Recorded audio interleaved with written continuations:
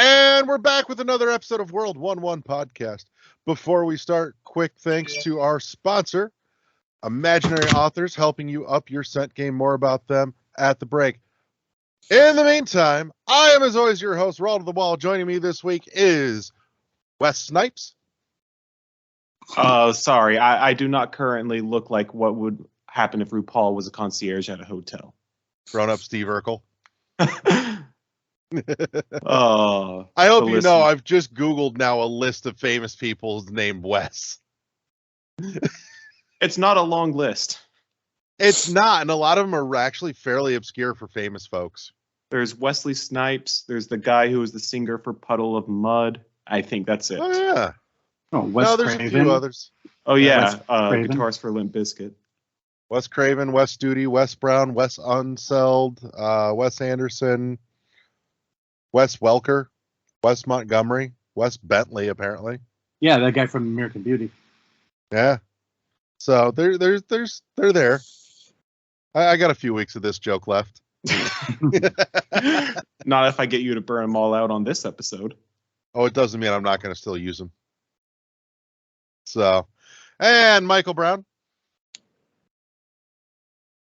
And Josh the LeGroux. Hey. Hey, Michael, remember, this is an audio show. That's the sound of a middle finger. Hey, Larry, he's saying you're number one. He is. All right, so let's jump straight to it with, oh my God, video games. You know what, Wes, what the hell have you been playing?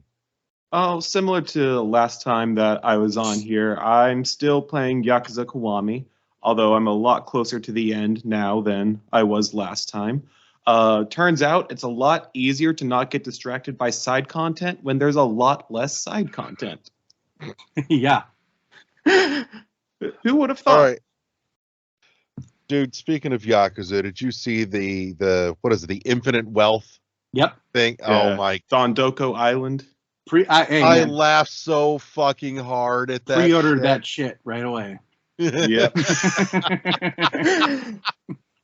Look, I'm just saying, even if you don't like the rest of the game, you can just play Animal Crossing the whole time now. I say it's just GTA, Animal Crossing, and Dead or Alive smashed together. But one thing I was telling a friend of mine, so there's a Cabaret Club mini game in it, which is kind of like a mini dating sim. And I swear to God, it feels like the options half the time are go fuck yourself, go eat shit, or your dress looks beautiful on you today. And if you pick that third one, she's going to get mad at you for not encouraging her scat fetish. Jesus. So it's like real life dating. Exactly. Yeah, pretty much. You can never do anything right. Yep. Welcome to Tinder, y'all. Yeah. When I haven't been playing that, if I just need a break from Yakuza, I've been booting Slay the Spire back up every now and then. Yes. Have you successfully completed Slay the Spire in terms of getting through all the I've not beaten floor? No, I've not beaten A20, if that's what you mean, Ascension 20.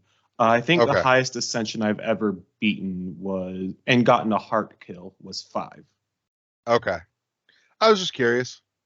Yeah. So, anything else on the played list? That's about it for the time being. If I'm on for the episode next weekend, you're gonna finally hear me say I haven't been playing a Yakuza game and I've been playing a Like a Dragon game instead. Oh Lord, Michael, what have you been playing?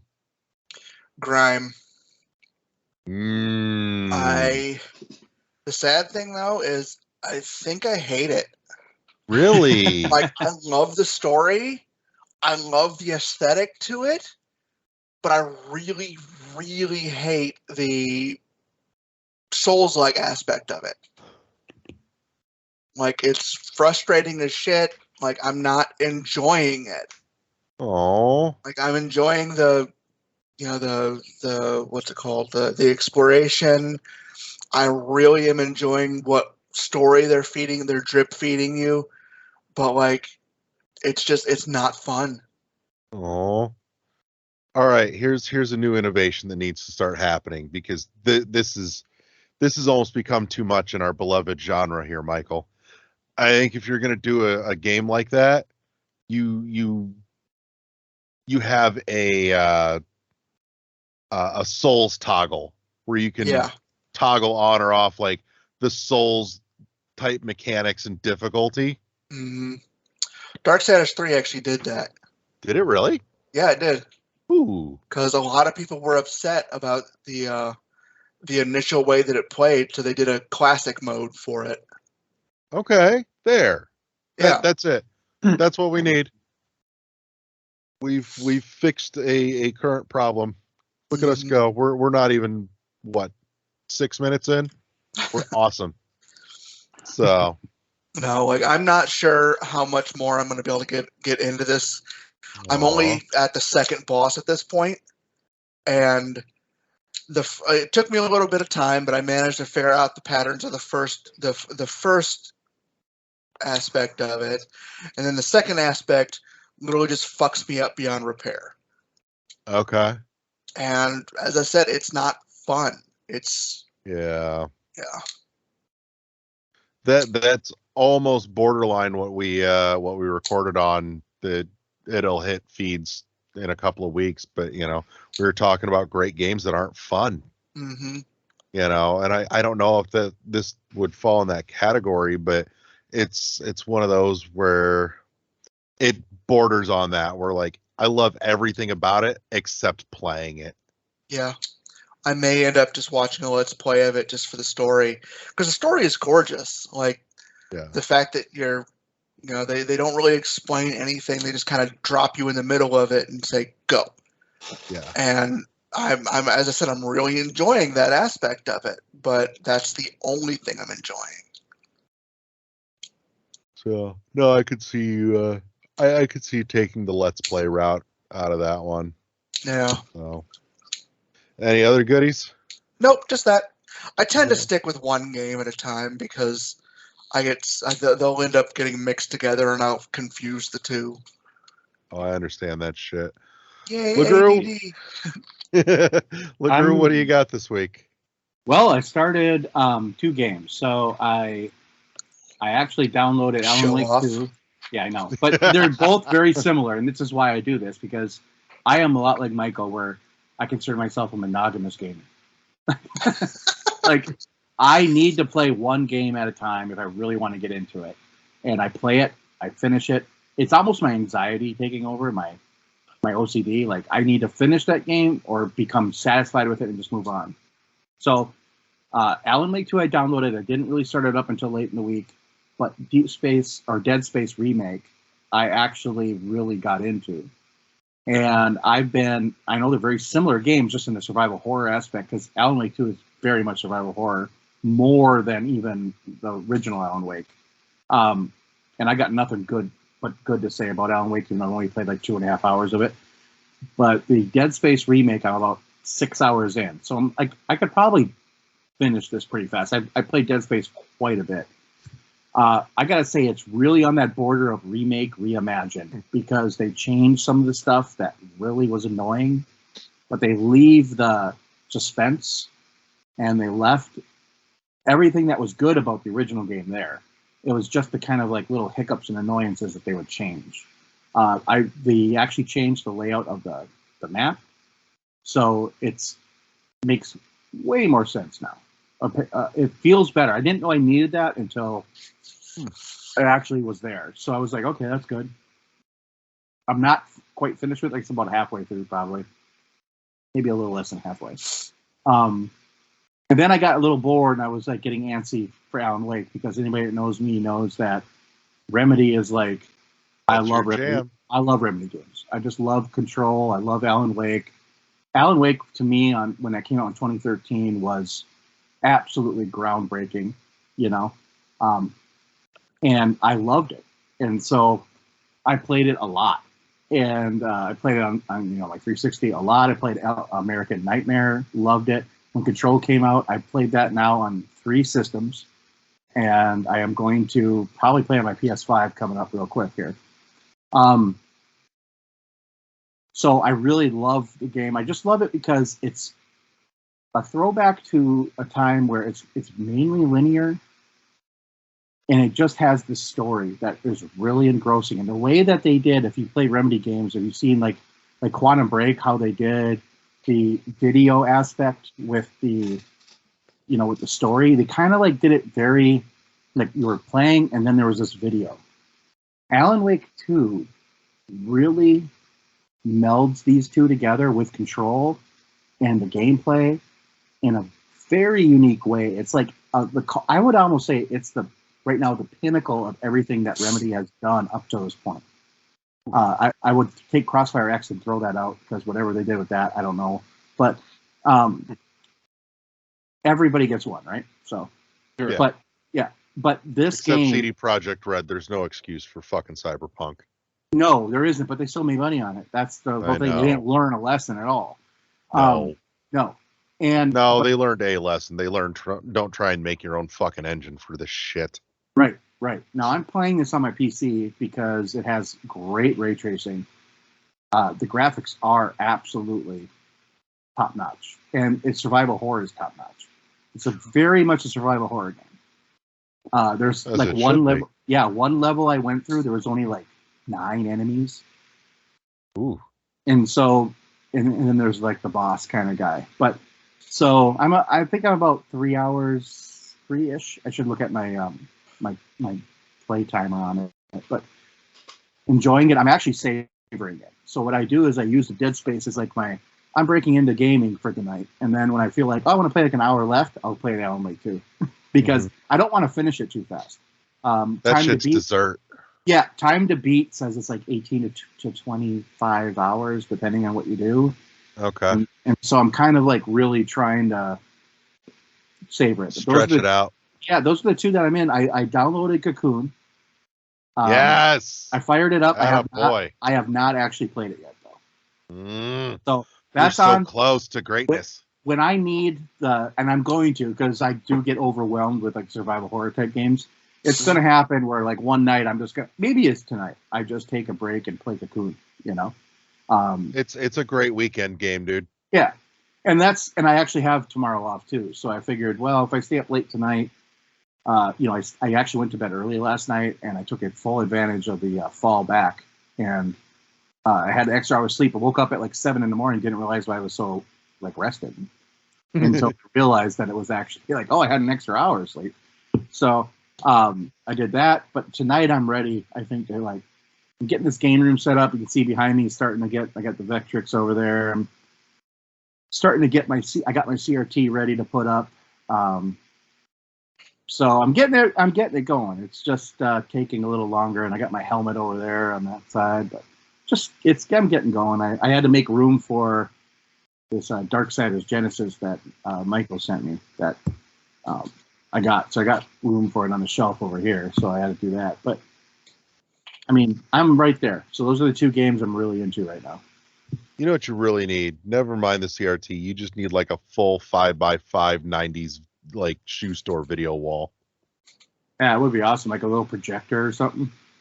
Oh no, I'm talking like 5 CRTs by 5 CRTs. Oh, like fucking that. classic video wall, bro.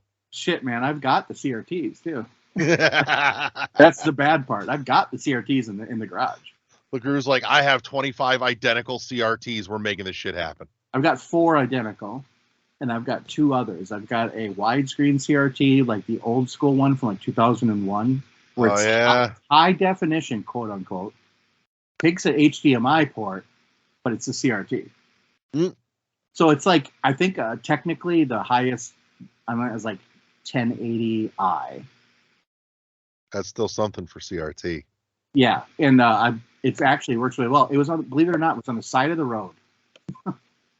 Jesus. And I picked that I thing believe up. that. It's a 36-inch CRT, and I picked that thing up on myself and put it in my car. I swear, the guy watching me thought I was gonna bust a nut because I could feel it. I could feel it going, and I was like, nope, it's going in my car. And I shoved it in my car, and I couldn't even shut the door. The door or the trunk. And I only had 2 blocks to go to home, and I thought to myself, well, it falls out. I ain't stopping. And it made it. So I got it. Jesus. All right. Let's see. What have I been playing this week? I picked up some more Dread. And I gotta say, I don't know what the deal was today because I was playing it earlier this afternoon actually for a little bit because I started fiddling with it again the week prior. And I swear I'm noticing like little things in the music and in the background that I think got updated and tweaked. Mostly just like sound and audio stuff. I did notice, and I can't believe I fucking missed it up until now, that I want to say it's Cataris. The music for Cataris actually has a throwback nod to the original NES Metroid title tune. Which Dread is this? Is this the one that's the? There's only one Dread. Okay, so I'm just looking it up because I honestly didn't. I wasn't here last week, so I didn't know if you were. Yeah, no, I was just replaying Dread, just fiddling, and I gotcha. But yeah, that and like little things like I was coming up on the Kraid fight, and I swear Kraid's roar in the background got quieter. Just like weird little subtle things, and I'm either imagining it or they like updated and tweaked some audio mixing stuff. But other than that, just piddling there. And unlike Michael and LeGroux, I am polygamorous. I started playing Luck Be a Landlady on my phone because I could have gotten it on Steam, but I'm like, no, this is one where I should just be able to pick it up and play it wherever, and it's not on my Switch. It's technically a rogue, but it's all just slot machine.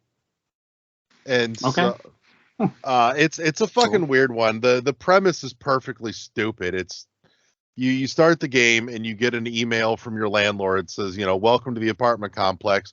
Please enjoy the slot machine that's been installed in your unit for your enjoyment. Also, your rent's $150 and it's due in 5 spins.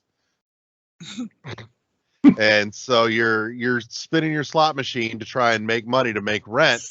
And after every spin, you get to add another icon into the mix of what might spin up on this like 3x5 slot machine.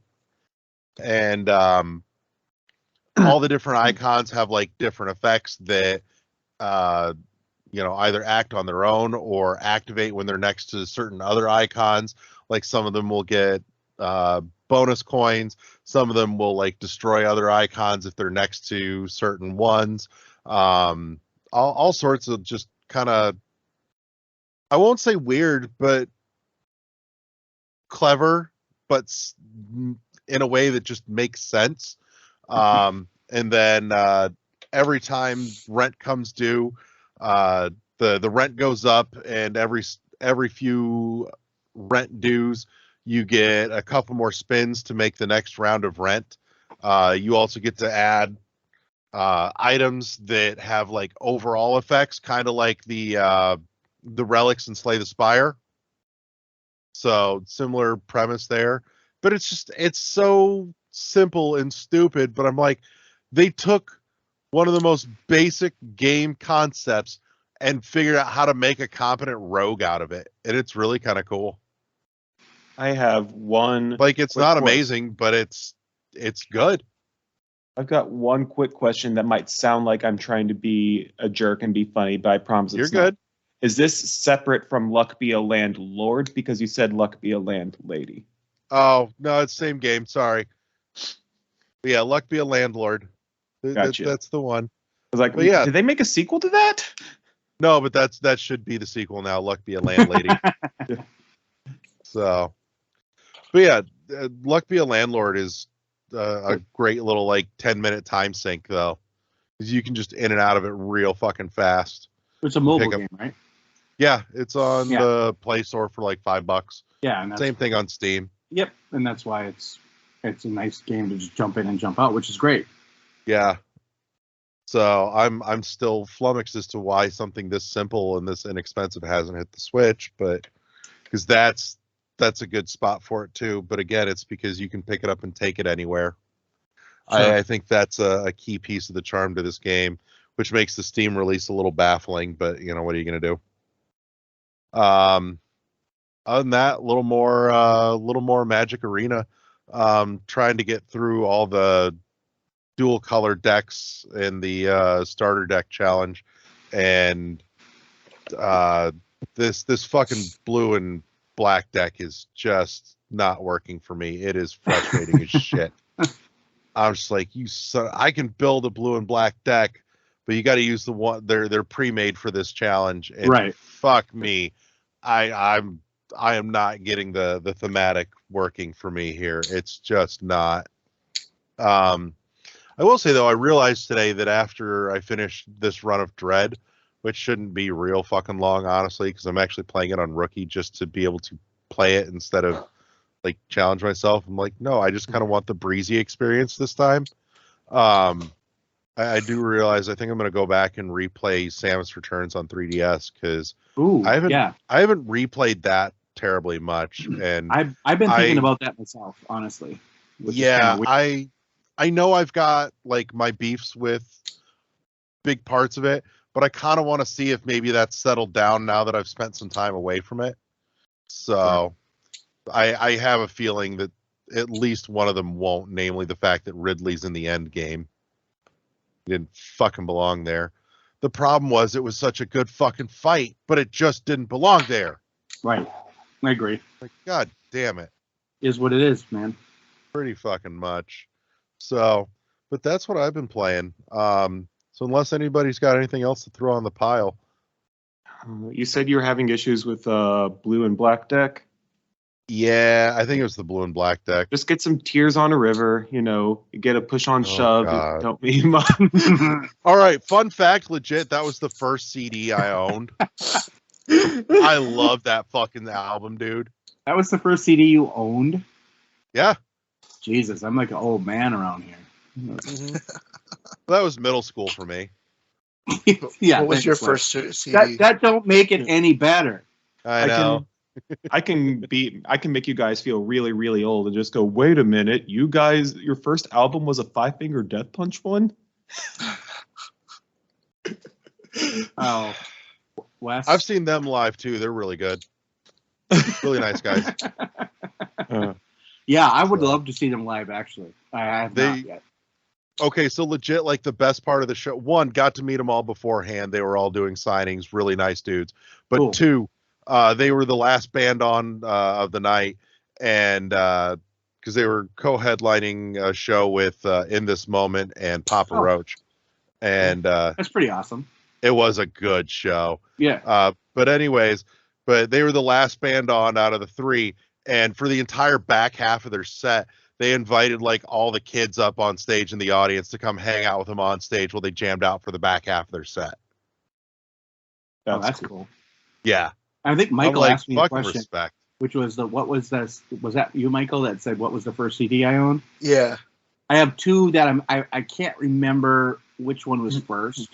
It was either Ace of Base the Sign, or it was Fat from Weird Al Yankovic. I can't remember exactly which one. I think it was Ace of Base the Sign. I would say I got $5. It was Ace of Base. I bought that CD. I was at my grandmother's house for the summer, and we went to Walmart, which was a big deal because they live in like a little podunk town. And we went to Walmart, and it was like $8. So I picked it up, and I listened to that all summer long. God. All right. So before we hit the break, real quick, awesome sponsor, Imaginary Authors. Amazing fucking unisex fragrances for guys, gals, and non-binary pals, including their new one upcoming. They're rolling out their second edition release of Bull's Blood. And I got to say, I went through and I kind of took a look at what all's in there as far as scent notes, and I am absolutely intrigued. I've got my sampler on pre-order to check that out and see if that's going on the list of big bottles for me. But my go-to has absolutely been A City on Fire. Memoirs of a Trespasser is another absolute banger. For the ladies, you've got some of the more flowery, sugary stuff like Fox in the Flower Bed, Whiff of Waffle Cone, second edition just hit. Go check them out. Links in the show notes down below. And let's hit the break. And we're back with the third half of the show. This week, we are diving down the work pipe. And we're taking a look at games that get better and more fun the more you play. So either, the more hours you sink in, just the more fun this suddenly becomes to play, or games that just start fucking rough. But if you can plow through it, you get to the good shit. So let's dig in. I'm going to toss out a couple of quick samples here just to get the conversation rolling. Almost anything in the rogue genre. I'd absolutely agree with that. Mm-hmm. Yeah, they tend to suck until you can start to unlock certain things. Like Dead Cells. Dead Cells was a bitch until you start unlocking the permanent stuff. Yeah. It is not just that, but just the more you play, the more that opens up to you, and you start finding a groove with that difficulty curve that's real fucking high in the beginning. And it's not like the difficulty curve necessarily changes or smooths out. It's just that you're getting better because you're playing more and longer. Mm-hmm. Hades was another good example. I was just about to say, because how powerful Zag gets is a big difference between early game and late game. Yeah. Yeah. Have they mentioned anything about a sequel to that yet? Yeah, that got announced. I was just saying, I thought they did. I thought you were. I honestly thought you were joking for half a second. It's like no, it's been so long since they announced it, I couldn't remember. It's gonna stick a link in the group chat for you. Yeah, but yeah, no, that's coming. They announced it's going into early access next year. Nice. As I said, that one was surprising with how much I enjoyed it, because I'm not usually into stuff like that, but I really enjoyed that one. Plus, just the progression of the story itself, the way it was done, was perfect. Mm-hmm. Right. Something I want to kind of add on to that, like a very generic category of games that get better the more you play. Anything that has a very well written story, and the more of that story you start to get into, the more you're intrigued and more you want to know more, and something along those lines. And I get that's a very broad category right there, but I think we can all think of one where it's like, I have to see how this ends. You mentioned Hades, like it gets better the more you play it, not just because Zagreus gets more powerful, but also because you start to learn more about Zagreus's relationship to all these other characters in the underworld. And you can see some of them that start bad but get better, like his relationship with his father Hades. Yeah. Absolutely. I was just going to say too that as rogues go, it's not just the rogue lights, but the rogue likes, because again, the more you sink into it, the better you get and the more fun you have with it. Downwell is one of those for me. Oh yeah.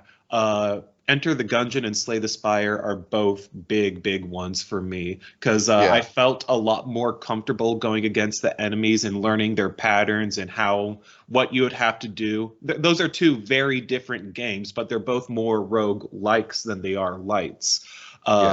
So you don't get much more powerful. I guess you unlock some things, but they don't carry with you to the start of the next one. It's just something you have the potential to find in your next run. So yeah. Oh yeah.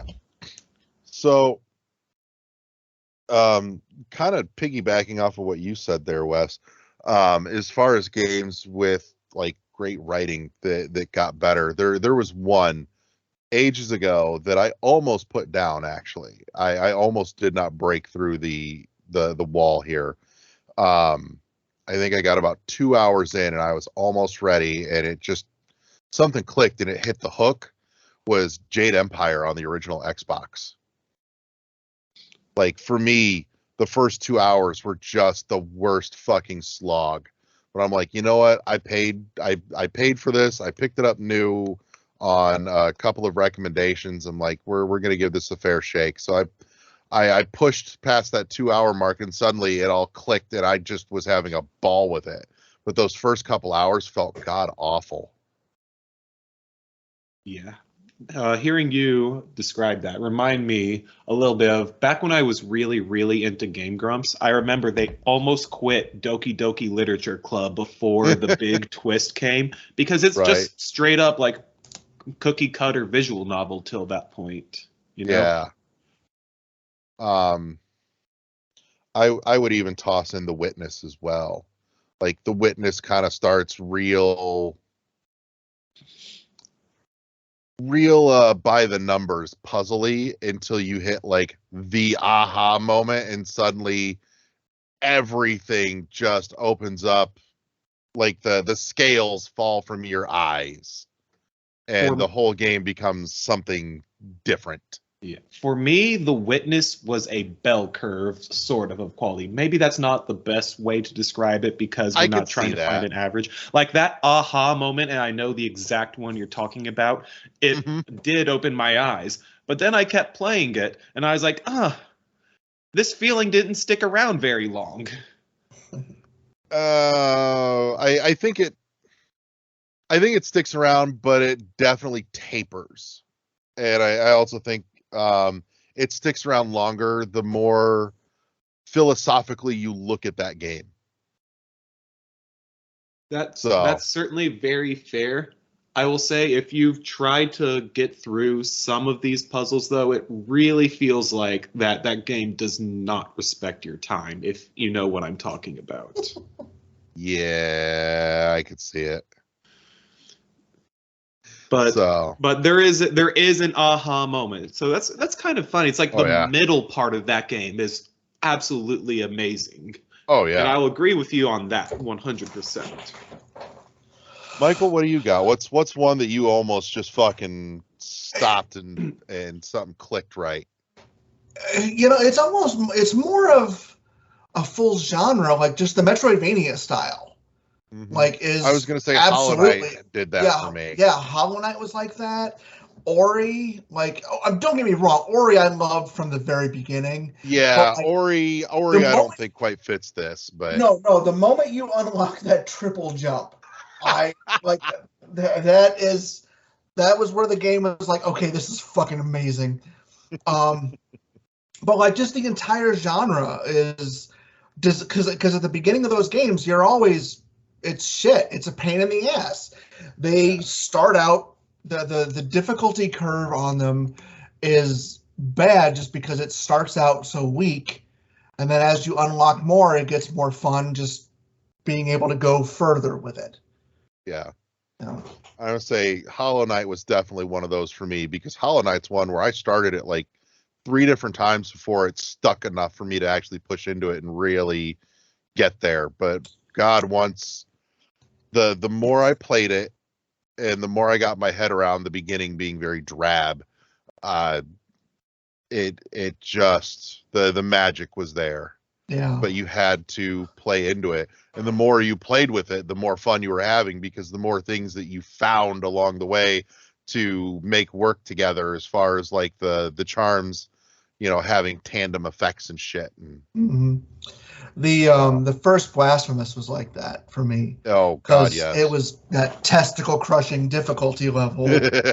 And then suddenly, some of the shit just clicked.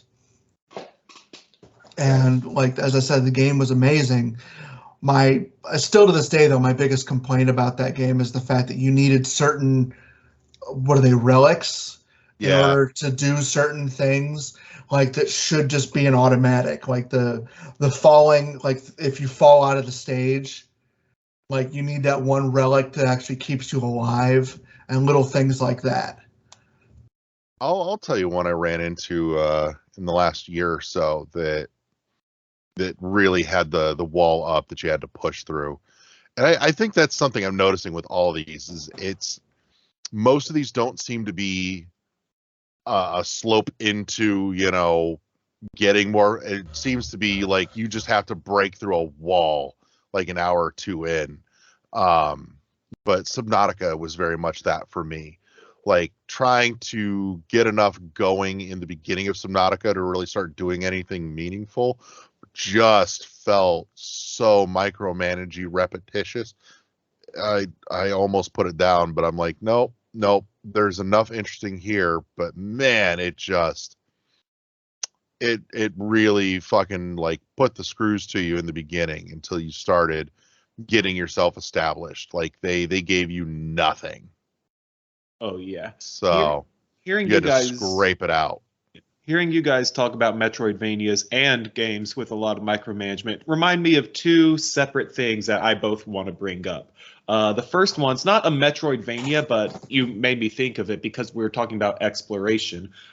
I was so, I'm going to say reverse spoiled by open world games. Like I was so used to going point A, point B, do this, do that, that the very first time I played Breath of the Wild, I was honestly really bored because I was like, so I'm just going for big empty zones, maybe fighting a few enemies here and there. But when I realized like it's very much not the journey, it's the not the destination, it's the journey with that game. You have to like take your time and look around and see what you can do there, because any game where exploration is a big part of that, if you aren't used to games where you have to explore, you're not going to be finding a lot of fun stuff to do. Zoe had very much the same thing with Breath of the Wild, actually.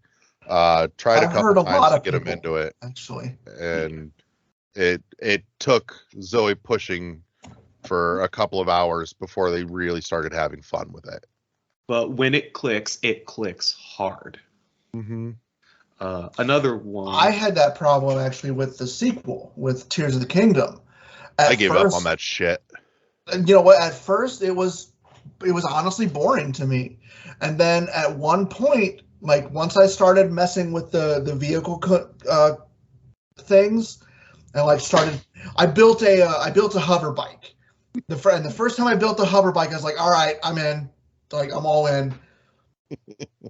Like the hover bike, I had a lot of fun with in that game. Yeah, I just felt so much tedium, like having to piece things together to get from one point. I'm like, the sad thing is, like on almost every level, it took everything that was good about Breath of the Wild and just extrapolated on it.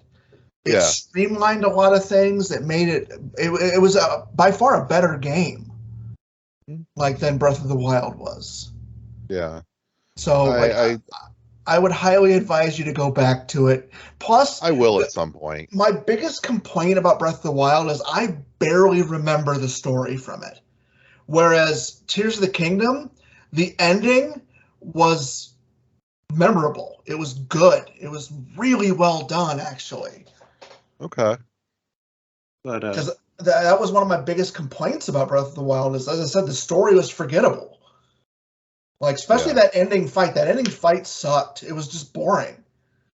Whereas it's great for speed running, though. It's great for speed running, but the ending battle, the whole ending and the lead up to the ending of Tears of the Kingdom was one of the best things I've seen in a long time. Okay. I know I'll go back to it, but yeah. Another one I want to bring up, not a style, but more so a developer-publisher style of game. A lot of Paradox games, if you've ever played any of them. So stuff like Crusader Kings, Stellaris, Victoria. You've not?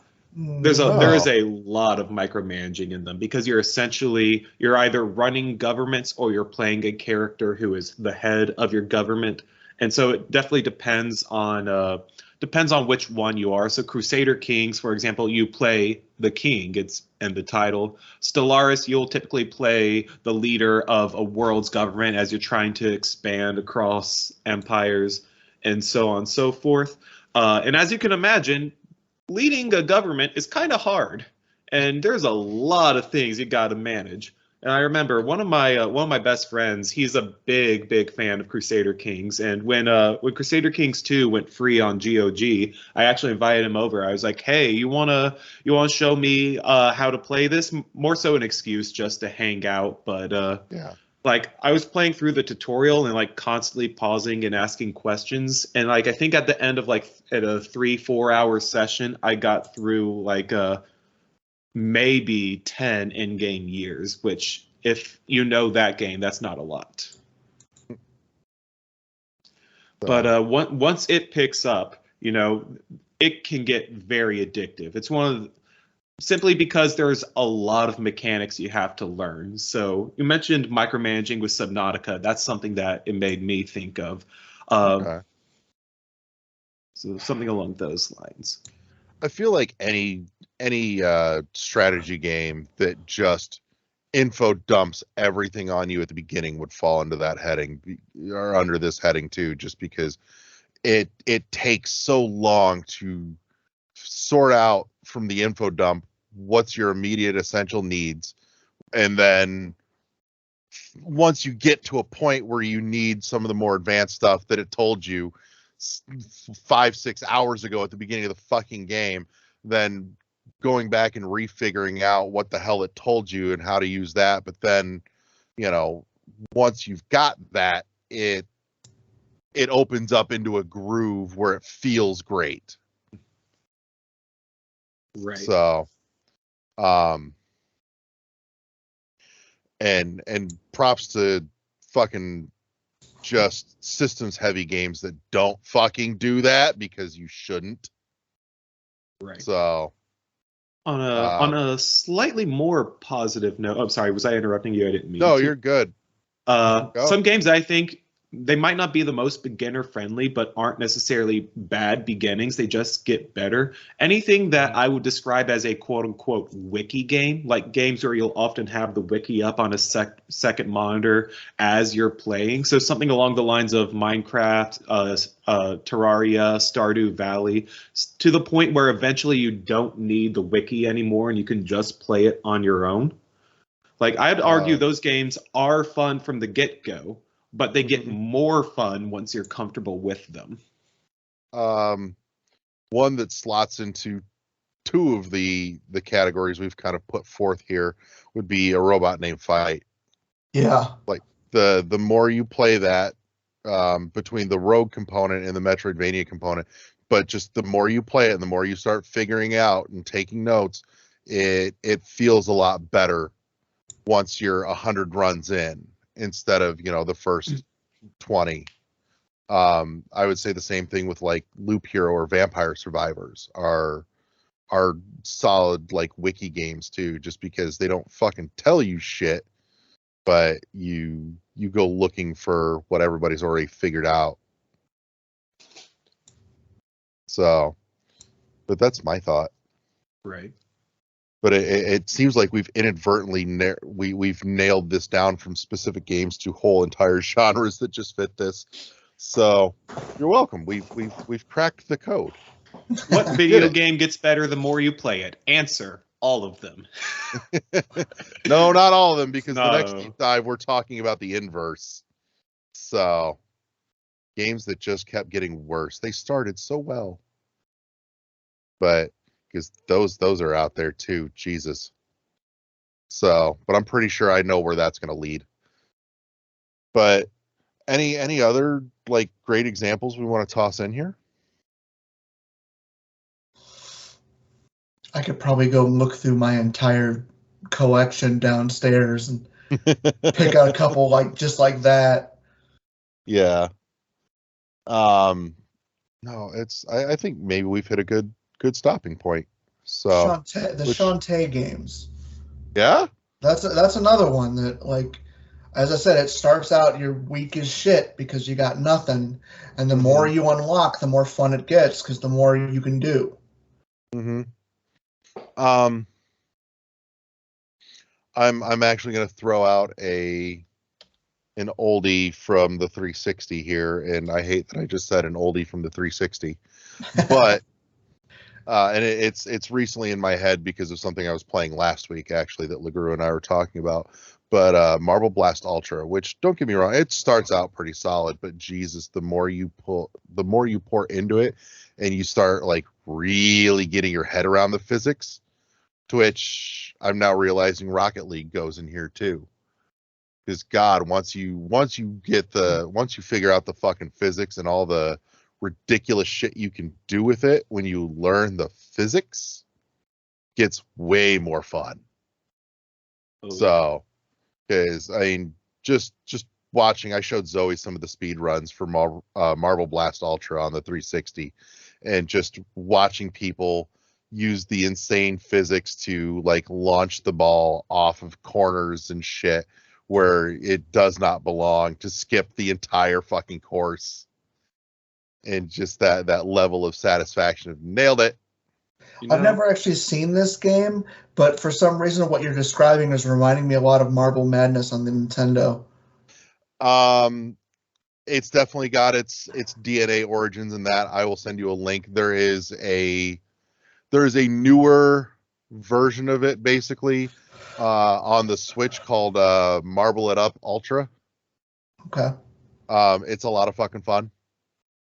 So, but if you want to hear more about that, listen to the last episode in Games of the Week. There's a solid meaty conversation about the link between all three of those, actually.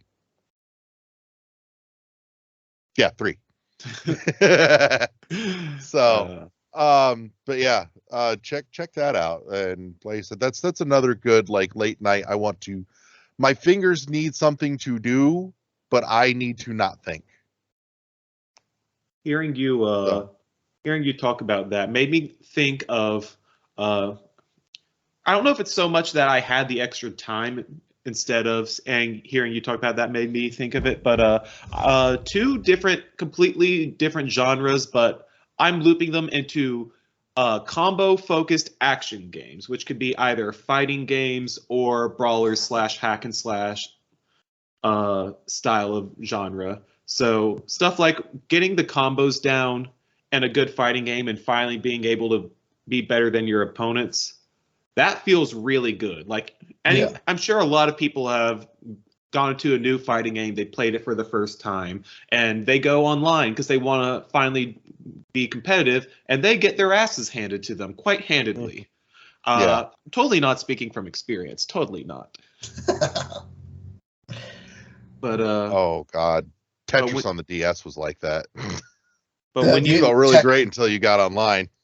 Yeah, when you finally learn how to like master the combos and go against the combos that people are trying to get on you, it feels really good to start doing that. Yeah. And similarly, even if it's not necessarily competitive, games along the lines of Devil May Cry, Nier Automata, and most recently for me, Hi-Fi Rush, when you get into a flow in those games, it feels so good. Like at first you gotta learn the mechanics, just doing light, heavy, and not just repeating the same combo over and over again, because it's real easy to just do light, heavy, you know? But when you actually... Oh no, go, I'm sorry. I did not mean to. I apologize. You're good. But when you actually learn which ones flow better into other combos, like this is the one that launches the enemy in the air, and this is the one that once they're in the air holds them in there a while, and this is the one after that slams them back onto the ground, damaging anyone who is underneath them, and you finally start getting that pattern down. Like I say, when it flows, God, does it flow. I was gonna say, I think it was Daryl Talks Games did a fantastic. I'm pretty sure it was him, and if not, I'll dig it up and find it and throw a link in the show notes. But there was a phenomenal piece he did on flow state in games. Highly recommend. Like I said, I will dig it up and find it, but I'm pretty sure it was Daryl Talks Games. It might have been Game Maker's Toolkit, but it's you want to get into like the psychology of flow state. That's a really cool one to check out. So, but I think we may have just hit a good natural endpoint. So, what do you guys say we wrap? Unless there's anything else to toss into the pile. I'm good. Mhm. All right. Well, in that case, I want to say thank you to my compatriots, Michael and Wes, for coming and hanging out with me today. Thank you to everybody that tuned in. Check us out on all your favorite podcast places, from our current home, at least, on Podbean, YouTube, all your assorted podcatchers, be it Good Pods and Spotify and everything else in between. We're on all of those. So make sure you hit the subscribe button so that you get all the new episodes in your notifications and you don't miss anything good. And we'll see you all back next week here on World 1-1 Podcast. Say goodnight, everybody. Good night, everybody. All right. And remember, as always, press start to engage your mind. Peace.